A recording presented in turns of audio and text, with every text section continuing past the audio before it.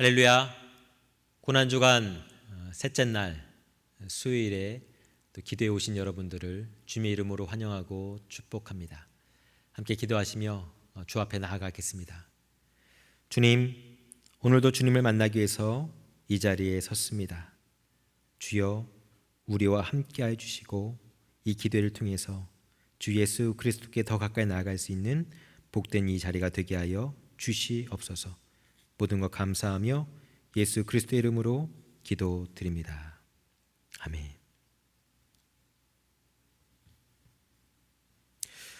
우리 시간 함께 찬양 부르실 때에 예수 십자가 흘린 피로써 함께 찬양 부르시겠습니다.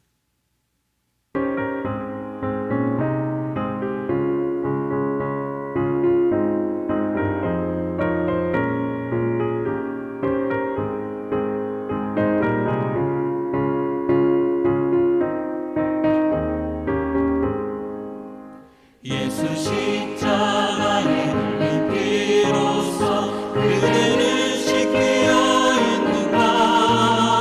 더러운 죄 회개하는 능력을 그대는 참으지 않는가.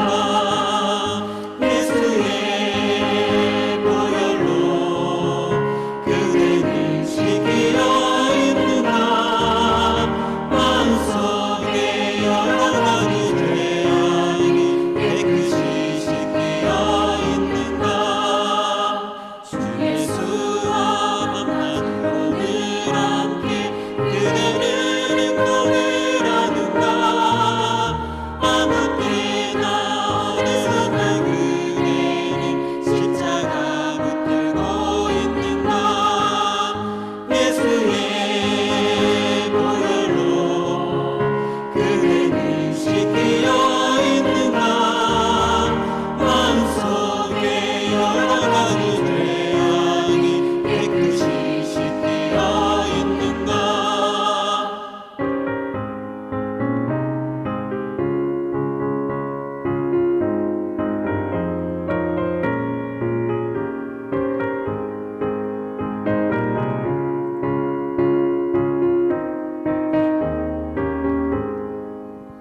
주님 예수 나실 때 그대는 영접하려 보겠는가. 그대 몸은 거룩한 그 성전에 들어갈 준비가 됐는가. 예수의 보혈로 그대는 씻기어 있는가. 마음속에 여러 가지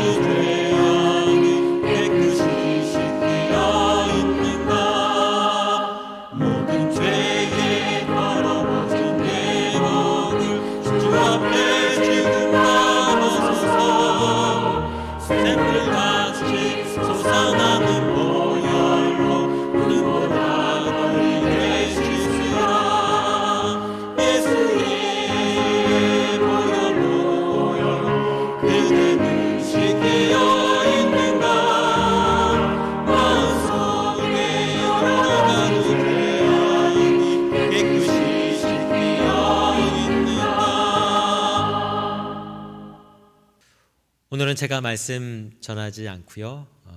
우리 아동부를 섬기고 있는 김동희 목사님이 나오셔서 우리에게 말씀 전해주시겠습니다. 우리 목사님 나오셔서 말씀 전해주실 때 하나님께서 보여주시는 충만한 은혜를 함께 누릴 수 있기를 바랍니다. 할렐루야. 오늘 이 시간 우리에게 주신 하나님의 말씀은 마태복음 27장 45절로 50절까지의 말씀입니다.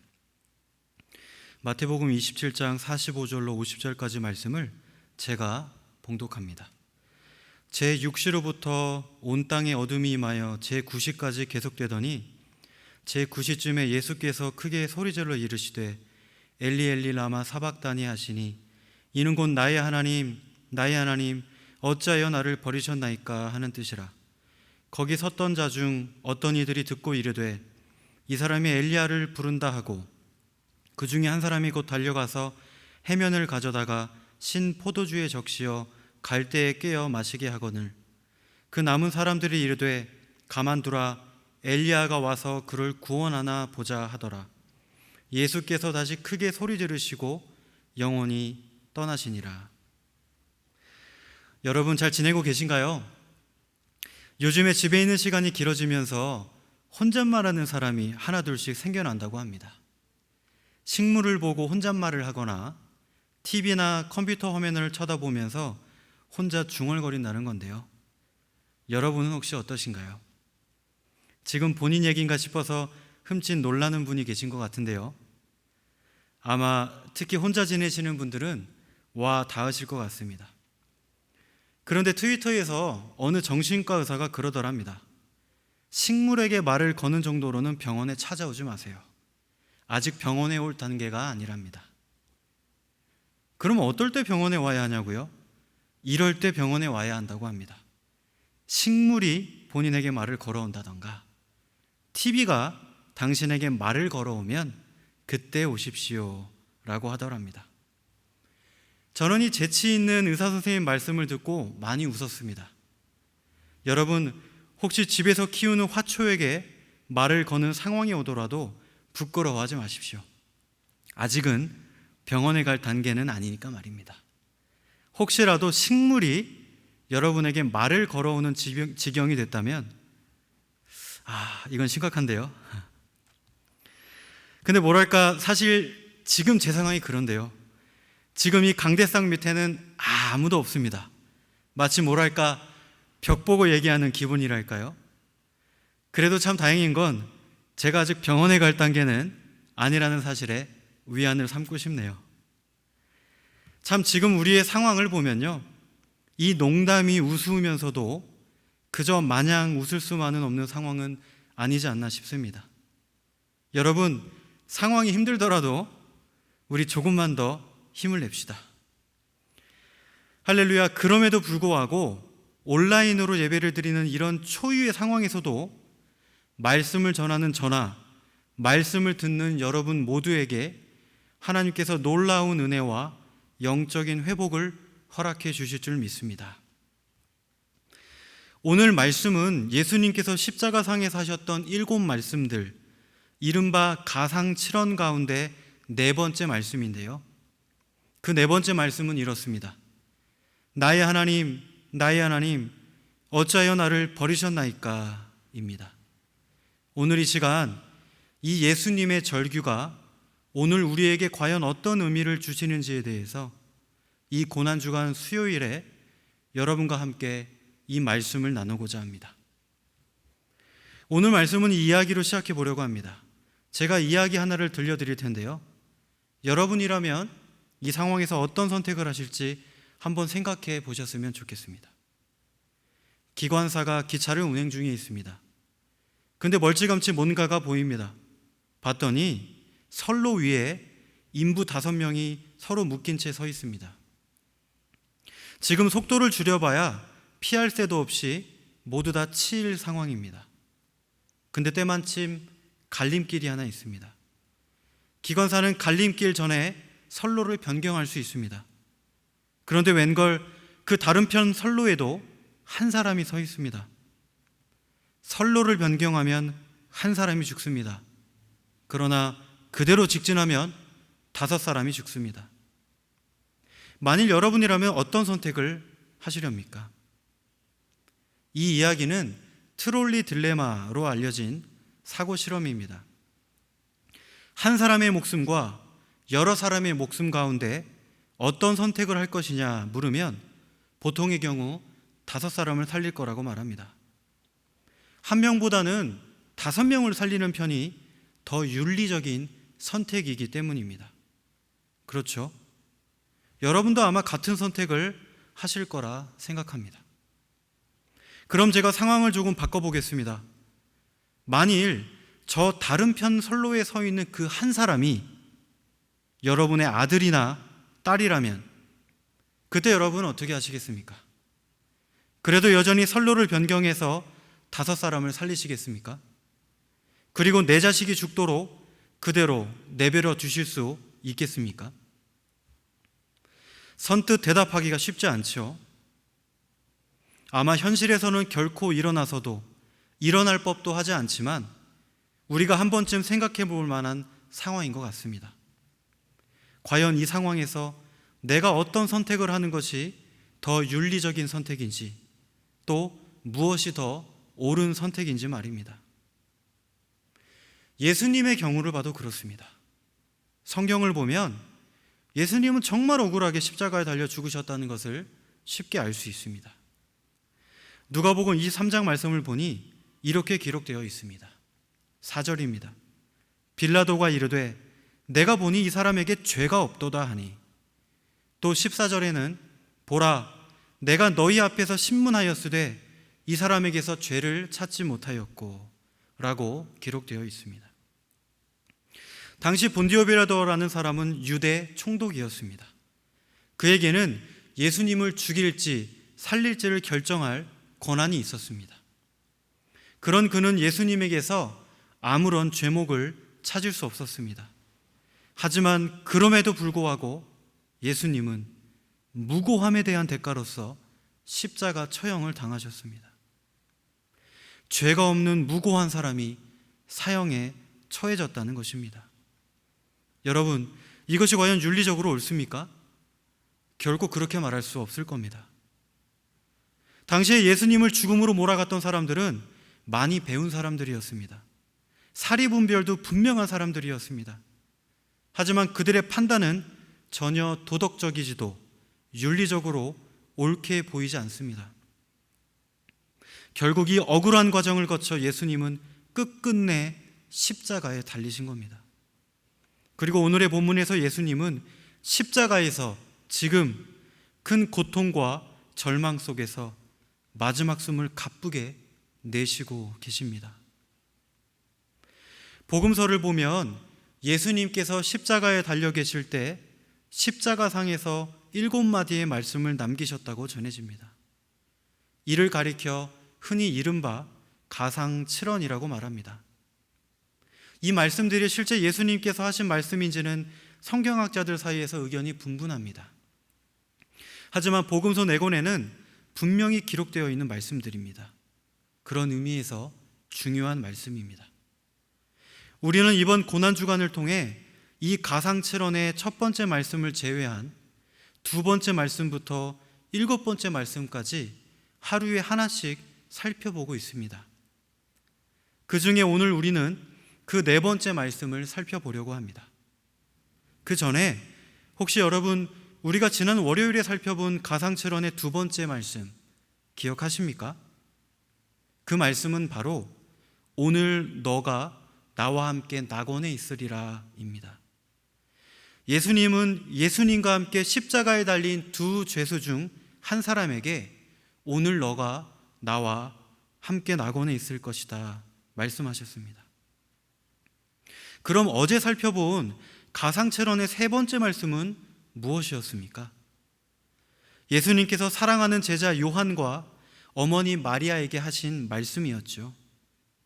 보소서 아들입니다. 또 이르시되 보라 내 어머니라 입니다. 이 두 말씀에는 특징이 있습니다. 이미 눈치를 채신 분도 계시겠지만 이 두 말씀을 보면 예수님께서 주변 사람들과 대화를 나누셨다는 점을 알려줍니다.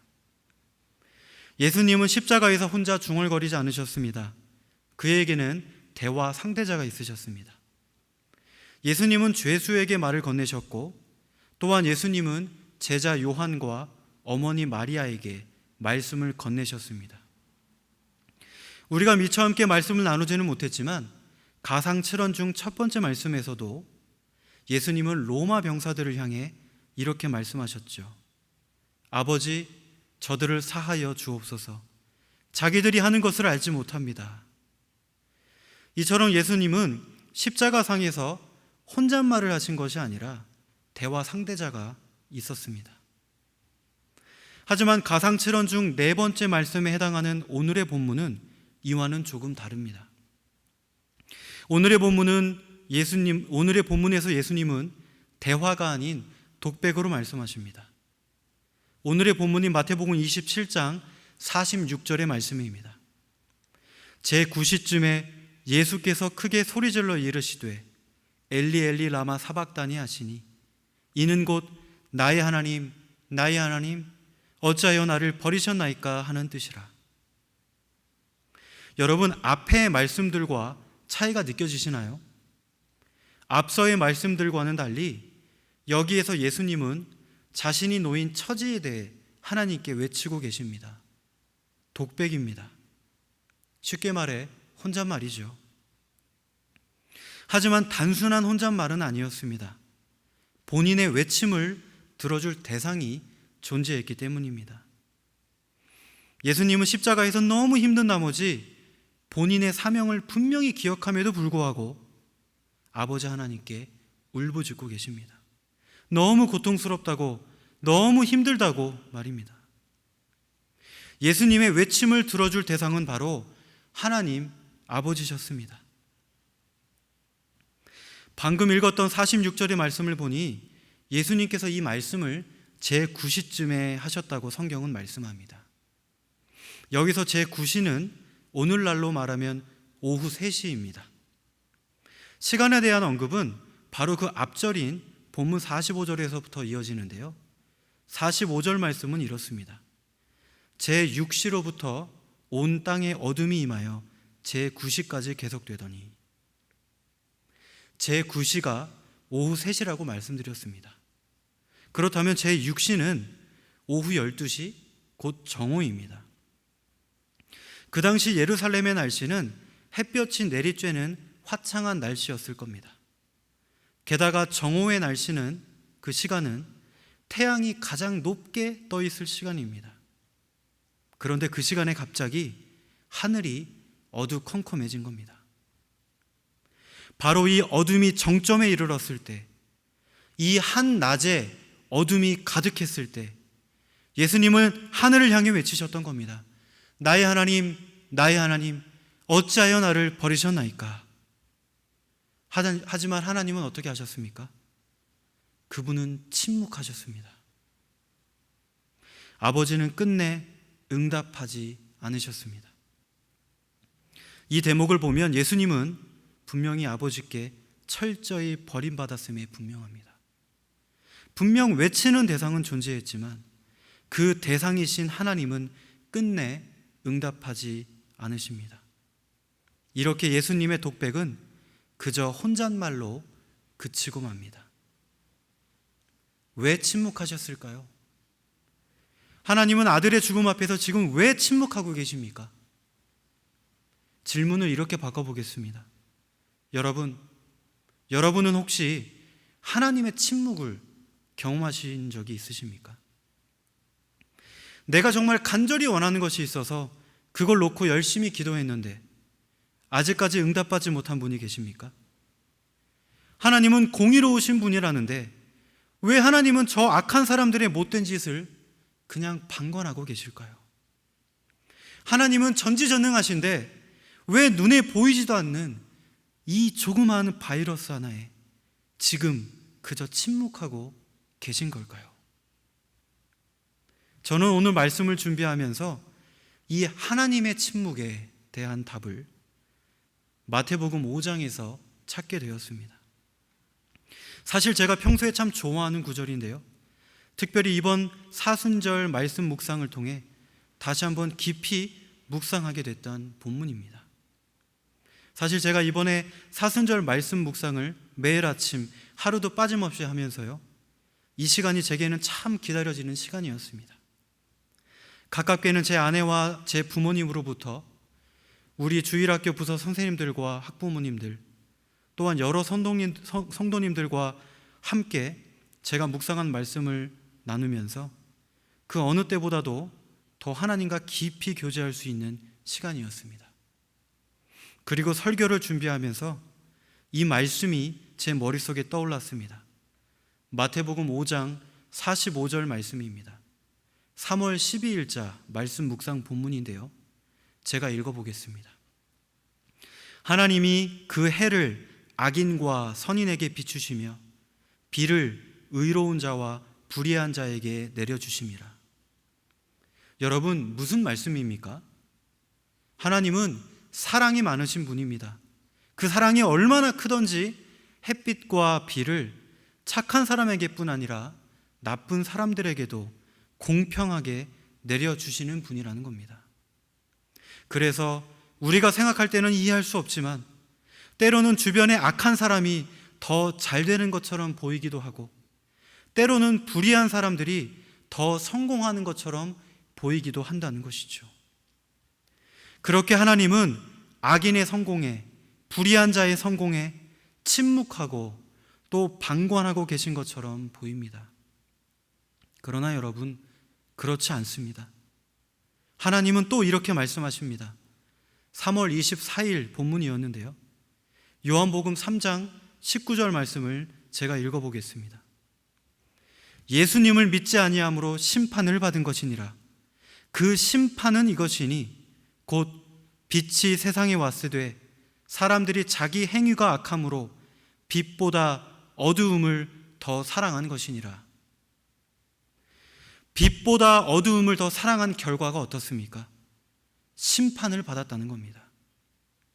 하나님께서 빛을 공평하게 선인에게뿐 아니라 악인들에게도 비추어 주셨지만 빛보다 어두움을 더 사랑한 사람들은 그 본인의 선택의 결과로서 결국 하나님께 심판을 받을 것이라는 겁니다. 이것이 바로 성경이 말씀하는 하나님의 본성입니다. 여러분, 하나님은 사랑의 하나님입니다. 그러나 또한 하나님은 공의의 하나님입니다. 그분의 사랑에는 차별이 없지만 또한 그분은 옳고 그름을, 선과 악을 분명히 구분하시는 분이시라는 겁니다. 다시 오늘의 본문으로 돌아가 봅시다. 하나님은 왜 침묵하셨습니까, 여러분? 왜 그토록 사랑하는 아들을 모른 채 그저 뒷짐지고 가만히 계셔야만 했습니까? 하나님은 그렇게 비정하신 분입니까? 아닙니다. 하나님은 그렇게 무능하신 분입니까? 아닙니다. 하나님은 그렇게 비정하신 분도 무능하신 분도 아닙니다. 오히려 흘러넘치는 사랑으로 당신의 자녀들을 지켜주시는 분이시며 누구보다 본인의 아들을 사랑하신 분입니다. 오히려 그분은 마음만 먹으면 12군단도 넘는 천군천사를 보내어 한순간에 십자가에서 아들 예수를 끌어내리고 이 상황을 정리할 수 있는 능력의 하나님이심을 믿습니다. 그러나 하나님은 그렇게 하지 않으신 겁니다. 그럴 수 있으셨지만 그리하지 않으셨습니다. 대신에 하나님은 침묵하십니다. 그저 가만히 지켜보고 계셨습니까? 왜 그러셨을까요? 대체 하나님은 왜 그러셨습니까? 제가 이야기 하나를 들려드리면서 이에 대한 답을 대신하고자 합니다.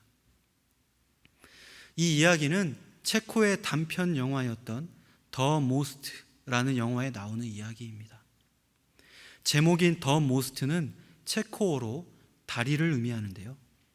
혹시 여러분이 시간이 되신다면 유튜브로 제목을 검색하시고 이 영화를 감상하시면 좋겠습니다. 35분짜리 단편 영화이고요. 예수님의 십자가와 고난을 깊이 묵상할 수 있는, 고난주간을 잘 기념할 수 있는 좋은 작품입니다. 영화의 내용은 이렇습니다. 영화에 한 남자가 등장합니다. 그는 철도 공무원입니다. 배가 지나갈 때는 다리를 열었다가 기차가 들어올 때는 다리를 다시 닫는 일이 그의 주된 업무였습니다. 그에게는 어린 아들이 하나 있습니다. 호기심 많고 귀엽고 예쁜 아들입니다. 이 아이는 가끔씩 아빠와 함께 출근해서 함께 시간을 보내곤 했습니다. 그러던 어느 날이었습니다. 아버지가 잠시 자리를 비운 사이에 기차가 들어옵니다. 다리 밑 강가에서 놀던 아들이 기차를 발견하고 아빠에게 소리쳐 알립니다. 하지만 자리를 비우고 있던 아버지는 기차가 들어오는 것을 전혀 알아채지 못합니다. 뒤늦게 기차 경적 소리를 들은 아버지는 황급히 영무실로 들어옵니다. 그리고는 재빨리 다리를 내리려던 그때 강가에서 놀던 아들이 보이지 않습니다. 아들은 아빠를 대신해서 다리를 내리기 위해 기차 선로에 놓인 수동 개폐기로 달려갔던 겁니다. 아들은 고사리 같은 작은 손으로 그 스위치를 돌리려고 안간 힘을 씁니다. 그러다 그만 선로 밑으로 빨려 들어가고 맙니다. 그 사이에 기차는 점점 다가오고 아버지는 순간적으로 고민에 빠집니다. 다리를 내리지 않으면 기차는 강바닥으로 곤두박질 칠 것입니다. 그리고 수많은 사람들이 희생되겠죠. 하지만 그렇다고 다리를 내리면 아들이 다리에 깔려 죽게 됩니다. 안절부절 못하고 어쩔 줄 모르는 아버지, 스위치를 잡은 그의 손은 덜덜덜덜 떨립니다. 아버지는 결국 다리 개폐기를 내립니다. 그리고 그와 동시에 그는 절규합니다. 한편 영화 속 카메라 앵글은 다리를 통과하는 기차 속 풍경을 비춥니다. 기차 안의 모습은 너무나도 평화롭습니다. 기타 치며 울고 웃고 떠드는 젊은이들, 사랑을 속삭이는 연인들, 신문을 읽고 있는 아저씨, 마약을 하는 아가씨, 마치 방금 무슨 일이 있었냐는 듯 여느 일상과 같이 기차는 목적지를 향해 무심히 지나쳐갑니다. 뒤늦게나마 죽은 아들을 끄집어내고서 절규하는 아버지, 아무 일 없다는 듯 일상을 즐기는 기차 속 사람들. 영화는 그렇게 끝이 납니다. 여러분, 맨 처음의 이야기로 돌아가 봅시다. 저는 여러분께 기관사와 5사람 이야기를 들려드렸습니다. 선로를 변경하면 한 사람을 희생하는 대신에 5사람이 살 수 있습니다. 그러나 선로를 변경하지 않으면 한 사람 대신 5사람이 죽습니다. 여러분이라면 어떤 선택을 하시겠습니까? 당연히 한 명이 아닌 5명을 구하겠죠. 그렇다면 여러분께 다시 한번 묻고 싶습니다. 그 선로에 놓인 한 사람이 여러분의 아들이었더라도 여러분은 과연 같은 선택을 하실 수 있겠습니까? 오늘의 본문에서 하나님은 기꺼이 그 선로를 변경하셨습니다. 마치 영화 속 아버지의 행동처럼 말입니다. 생면부지에 일면식조차 없는 사람들을 위해서 아버지는 아들을 대신해 수많은 사람들의 목숨을 구했습니다. 저는 이 영화를 보면서 곧바로 로마서의 말씀이 떠올랐는데요. 로마서에서 바울은 이렇게 말씀합니다. 우리가 아직 죄인 되었을 때에 그리스도께서 우리를 위하여 죽으심으로 하나님께서는 우리에 대한 그분의 사랑을 확증하셨습니다. 여러분, 이것이 바로 하나님의 침묵에 대한 답입니다. 하나님은 그의 아들 예수를 사랑하셨습니다. 하지만 벌레 같은 나를 위해, 자격 없는 나를 위해 그의 아들을 희생시키셨습니다. 이것이 바로 오늘의 본문에서 이야기하는 하나님의 침묵의 의미입니다. 함께 기도하겠습니다. 사랑의 하나님, 영원히 죽을 수밖에 없는 우리를 십자가의 사랑으로 자녀 삼아 주신 그 한량없는 은혜에 감사드립니다. 이 갚을 길 없는 주님의 사랑을 내 마음속 깊이 새기고 하루하루 살아갈 수 있도록 은혜와 은총을 내려 주시옵소서. 오늘 주신 말씀을 기억합니다. 주신 말씀대로 살아갈 수 있는 힘을 저희에게 허락하여 주시옵소서. 오로지 하나님만이 나의 주인 되시며 나의 전부이시며 나의 모든 것 되심을 우리 모두가 깨달아 알게 하여 주시옵소서. 주님 한 분만이면 충분합니다. 주님 한 분이면 그것으로 만족합니다. 주 예수 그리스도 이름으로 기도드립니다. 아멘. 이 시간 우리 함께 부르실 떼제 찬양은 두려워 말라입니다. 여러분 마음속에 있는 모든 두려움들을 다 하나님께 내어드리고자 하는 그런 마음을 가지고 우리 이 찬양 함께 부르시겠습니다.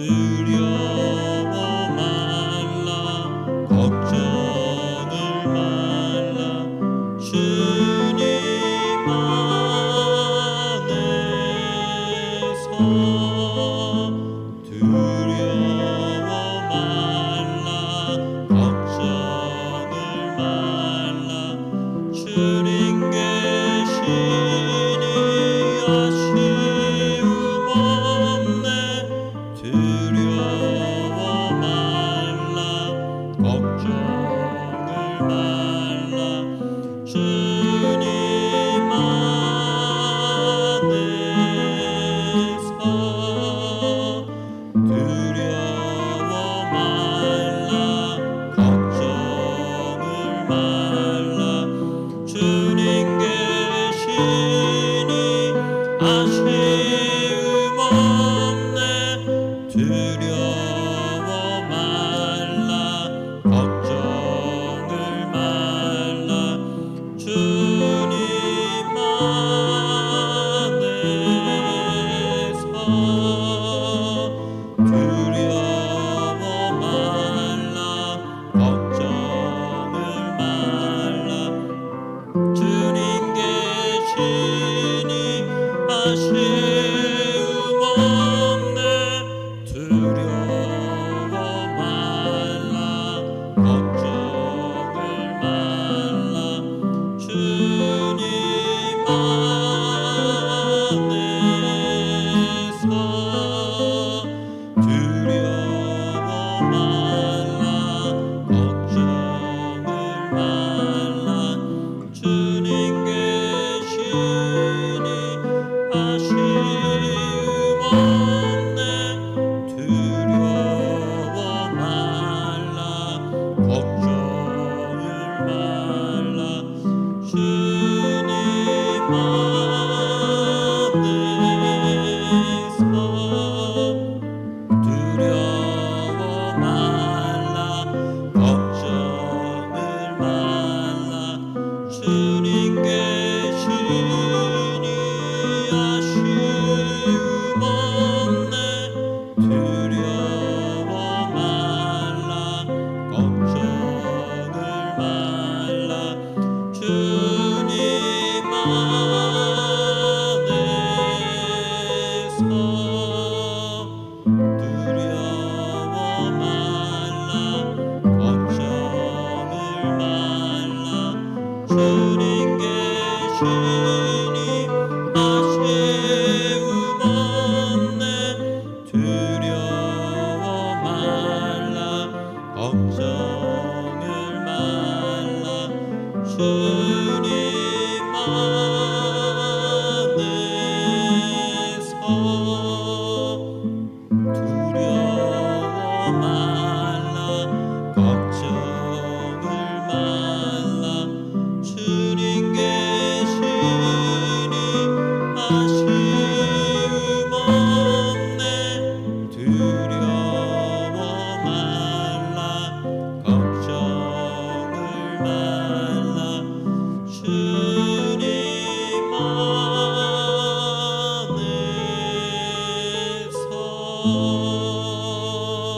안에서